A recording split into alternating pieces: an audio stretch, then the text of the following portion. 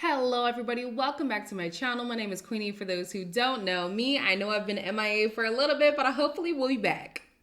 Okay? I'm reviewing Ready to Love season, I don't even know what season this is because you know.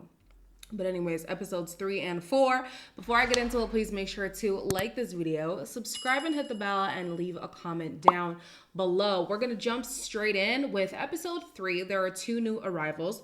The first one is Katarina, and she is on a date with Chris. My name is Katarina McCormack. I'm 34 years old, and I'm a registered nurse. I am a jokester. I love to laugh. I'm just awesome. What part of Mississippi? Like 45 minutes from New Orleans. I like that. So that means you can cook and eat too. You know, I can eat. Of course, the Nigerian man is going to be looking for a checklist, and on the list is going to be a woman who can cook.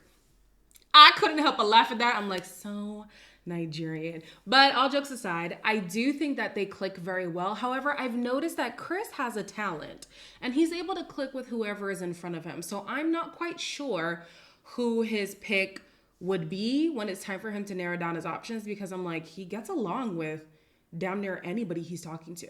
Janelle is next, and she's on a date with Christopher, the new arrival. Honey, sweetie, baby child. Man is good looking. Christopher Ruffin, 34 years old. I'm an entrepreneur. I own a company with my father, my family, so it's a very high demand thing. I've seen what it's like for people not to have the best job. It was different. It made me understand like both sides of life. There's definitely more that meets the eye when it comes to Christopher. He talked about humble beginnings, and he also has a beautiful smile. Like, I really love Christopher so far. Later on in episode 4, Janelle says that there isn't a romantic connection, which is totally fine with me because, honey, you was showing your ass in episode 2. So I don't even know if I want Christopher to be on your radar anyways. That's just my personal opinion. I think there could have been potential there, but she definitely has her eyes on select people. So yeah, no love for Christopher here. In the men's lounge, they determined that the bottom ladies of the week were going to be Tequila and Unique. I'd have to agree with these 2 options. I feel like they both struggle with delivery and how they express certain things. With Unique, we definitely saw it with Red, but also I'm getting a sense of like emotional unavailability with her. And because she's been through a lot in previous relationships, she's like a no-nonsense person right now. And I think that's what makes it hard for her to connect with some people. And then with Tequila, I don't know what chip is on her shoulder, but honey, it is just, it is on there, okay? It is on there. So I think it was good for her to leave. I don't think she was gonna have a successful time on this show. On to episode 4. Tommy is hosting a hoedown. And I guess this season is really trying to emphasize this whole let's showcase the culture of the city that we're in. We'll talk more about that later on. However, before the hoedown, we have Sierra, who is on a date with Maurice. My son's mother, basically, she never closed the door between her and her ex. That's another thing, like trying to raise a son up, and daddy need love too. Our conversations are so organic, and it's not forced. It's very smooth, and it's like, this is my partner, and it could be more. We can leave if you want to be honest. If you want to, we can box it up and we can go. I cannot lie to you. Shout out Chloe Johnson, but honestly, you messed me up, girl. So Chloe was talking about Maurice's baby mama, who's been on TikTok, and I'll put in the TikTok, and essentially she's saying that Maurice is on this television program lying. She ended up getting pregnant, but also she was still communicating and going back and forth with her ex. So I was like, hey, I'll take care of my child and going about our business, and, we just co-parent. Now, I'm just here like, how these people not learn? Like, your lies will catch up to you. Either somebody from your past will talk about it, or your past will literally catch up with you. So, Maurice, I don't know how far true this is. A low key, a bit of the baby mama does seem like clout chasery. Just saying. But yeah, now whenever I see him on the screen, I'm just like, are you lying? Like, I don't know. I don't trust him, but I also don't trust the baby mama. Like, I don't trust them as a unit. Lee and Red go on a date, which was a shock to me because I never would have paired them together, and neither would have Lee, and it's very clear on this date. Sometimes I would love to like be a fly on the wall and see how people view me. Yeah. But I think that's everybody, right? Most people usually just see me in the party atmosphere. Like, I've had a corporate job for a majority of my life. I worked for the city of Dallas for 9 years as a contract compliance officer. And, you know. I don't know if you cracking jokes in your conversations with other people, but I feel like I'm in class. Red needs a forward woman. Somebody like Janelle or Kiara is able to bring him out of his shell because they're the more dominant person when it comes to personality and expression. He seems like he would be more out there in a comfortable setting, but I don't know, maybe this process is just making him uncomfortable, and so he needs the woman to have a more dominant character to bring that fun side out of him. I'm also getting the sense that he's very cognizant of his perception from other people, and so him listing off the accolades that he has and the different career paths he's gone down just to show that I can be serious and I can be a family man and I can be about, you know, this family building and family planning life. I'm just like, okay, don't talk about it, be about it. Like, I don't know. It's great that he's able to have this multifaceted life, but I'm also like, if you are just going to give me a myriad of things that you've done, like, how does this connect us? I mean, not us, because it's not, you know what I mean. At the hoedown, honey, before I even get into it, the women looked phenomenal, okay? Just scrumdiddlyumptious. Chris had to announce his departure to Tommy, and he's clearly learned from the past seasons because Tommy does not take kindly to people who either don't show up or leave early from his little getaways, okay? So Chris is here for a minute, but he's gonna leave. On the other hand, Christopher is making a good impression on the women. Any kids? No kids. No children? No, never. I really want him to take that hat off to see if he's a hatfish, though. If I go off looks, I mean, I'm gonna be Turn your head all all day. I'd have been through a lot of Me too. When I first met Unique, she made it very clear I don't play no games. I really love Christopher. I really do. I love both the Chris's. I really do. Christopher, to me, and this is me being very biased because he seems like a man's man who's able to be intellectual and also sensitive. So he's like a well-rounded kind of guy, attractive but not cocky, you know, macho but not like, what's that, alpha male? You know what I mean? Like he definitely is giving me like a multifaceted, well-rounded kind of guy. And so I'm not surprised that some women are really taken to him strongly. I love that for him. My concern, and it's not a big concern, but it's just like, you know, be mindful of the company that you keep, is that he's drawn to Unique. And like I said before, I'm getting the sense that Unique is emotionally unavailable right now. And so when somebody's attracting emotionally unavailable people, sometimes it seems like they're a fixer. Sometimes it seems like they are also emotionally unavailable. This is absolutely a reach, but y'all know what I do on this channel. Love to reach. But yeah, I've peeped Janelle's game. I noticed it in the first episode, but it's definitely becoming prevalent as the episodes go on. She likes to entice men with physical chemistry. And listen, I cannot knock her because it's working. I want the next guy that I date to be able to pick me up. No, do not. Okay. All right. No hard moves. Soft moves. Got a lot of hard moves. Herbert and Quentin are my top connections. I can't ever say who's number one and who's number two. So here's my issue with the way that Janelle has conversations with the guys. I'm sure she's had more serious conversations, and we know these people talk to each other outside of filming. We know, right? However, on camera, a lot of what I see with Janelle and her connections is she's either being touchy-feely with them or sexually flirty with them.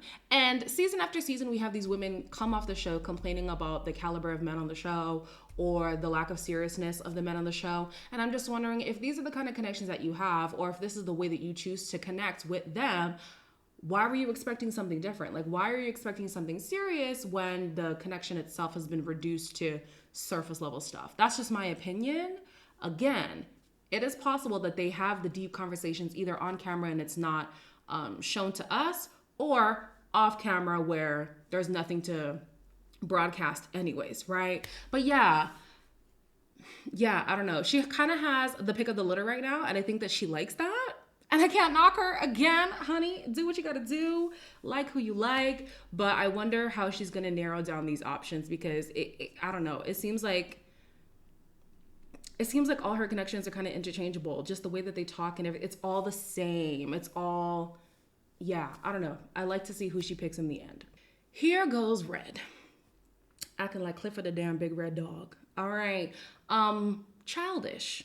Yeah, he is still holding on to a grudge with Unique that happened how many weeks ago at this point? And I'm just like, sir, move on. I don't like my energy being drained on some negative stuff.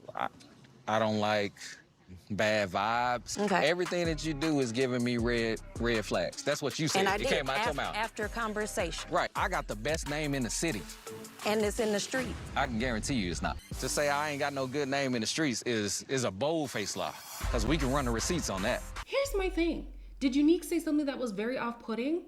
Yeah, even to me, who doesn't have a thought job, I was like, well, damn, why would you say that? However, you now realize I don't connect with this woman. Why are you wasting your time trying to reason with somebody who does not have the desire to reason with you in return?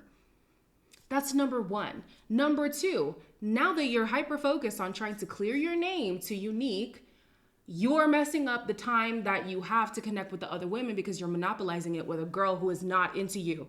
And vice versa, you're not into. And now you're even scaring the hoes. Y'all know that meme? You're scaring the hoes.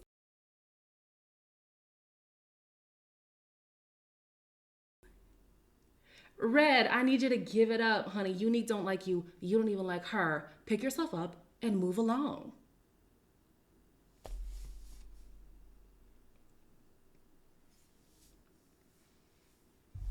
Marvin is surprised at the connection that he has with Kiara, and honestly, so are we. And so is Kiara, because she's like, I have my reservations.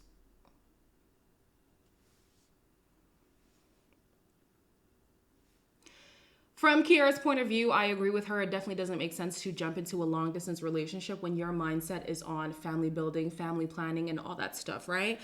And then I also have a question for Marvin. He says, he wants to live on the islands and stuff like that, and also his current career, to me, doesn't seem like one of a man who's planning on having a family in the near future. That's just my opinion. I'm so sorry to who that offends. So sorry. So when Kiara is saying, like, I don't know, the talk and the lifestyle doesn't match, I'm with her. I think that Marvin is a good talker, but the fruits of your life don't show compatibility with what is coming out of your mouth. Before Chris leaves, as we know, Jessica has a strong connection with him, and so she tries to shop him around just so the women don't forget about him when it comes time to pick the bottom men. I want to ensure that he is top of mind for these ladies before we go into eliminations. You like my tassels? Yeah, I love it. Spin around.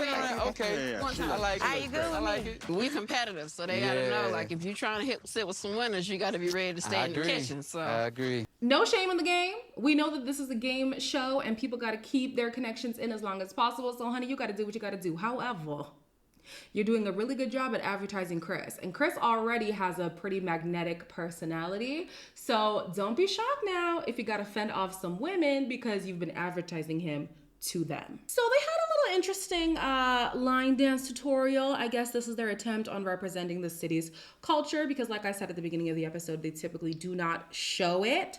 I mean, it was cute, and then it turned into a grind, and I'm not surprised. When we get together and we get lit, things start to rub it. So it is what it is. Quentin and Janelle talk about how hard it can be to connect with people in this process. You popular. You're popular.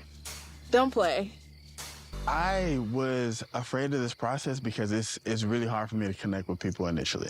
Really, for this process, I am kind of looking at how we nurture the relationship. We have attraction, but do we really have connection? Yeah. I don't really have any takeaways from this conversation here. I just wonder what happened to Red and Lee. Quentin seemed very taken by Lee, but I haven't heard him talk about her since like the first episode and maybe half of the second episode. So I wonder what happened to that connection. With Janelle and Red, I wasn't really seeing it for them in the first place, so I'm not surprised that he's kind of off the roster. Her main connections right now seem to be Quentin and Herbert. Herbert also, no girl. No, just the more I see him, the more I'm like, I don't like that. I don't like that. Let's see how it works with Quentin. I think they also have an age gap. Same with Aries and Quentin, because I think Janelle and Aries are similar age. So that'll be an interesting thing to explore. Also, there's a speculation that he only dates white women. Or maybe he favors dating white women. I don't know. I hope Kiara has some evidence for that, because why would you say that? Why would you say that without evidence? Like, she really must have strong evidence. Marvin and Lee talk relationship goals, and she is not buying anything that he's selling. Farm living ain't the way for me, boy. I swear to God. My life goal is to reproduce the life that my parents gave me. I have an ass worship fetish. That's what? Ass worship, yeah. There's a art called forced orgasms.